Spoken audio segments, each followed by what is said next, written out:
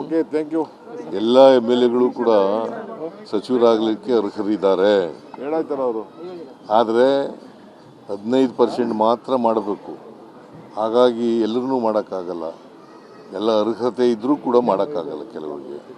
So Devaraj ಅರಸರವರು, ಆಮೇಲೆ ದೇವರಾಜು ಕೂಡ ಅರ್ಹತೆ ಇದ್ದಂಥ ಒಬ್ಬ ವ್ಯಕ್ತಿ. ಹೈಕಮಾಂಡ್ ಹೇಳಿದಾಗ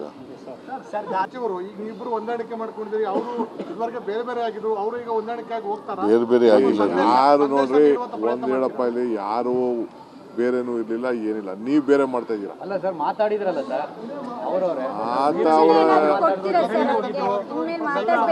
ಅವ್ರ ಅಭಿಪ್ರಾಯ ಹೇಳಿದ ತಕ್ಷಣ ಬೇರೆ ಬೇರೆ ಅಂತಲ್ಲ. ಅಭಿಪ್ರಾಯ ಹೇಳಿದ್ರಲ್ಲ sir.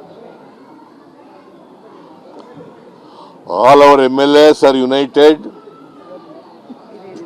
unitedly will face the opposition.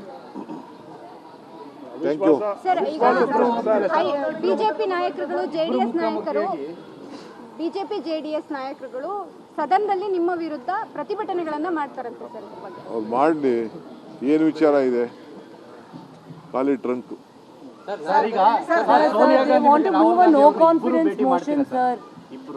ಸಮಯ ಸಿಕ್ಕಿದ್ರೆ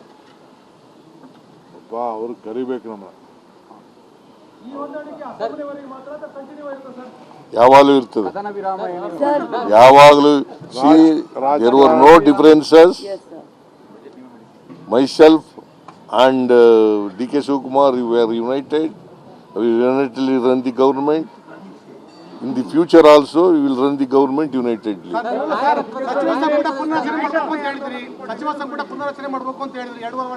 No. You see,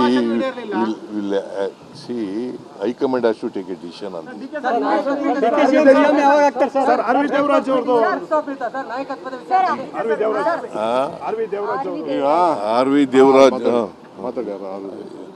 R.V. Devaraj ಅವರು MLA ಆಗಿದ್ದವರು, MLC ಆಗಿದ್ದವರು.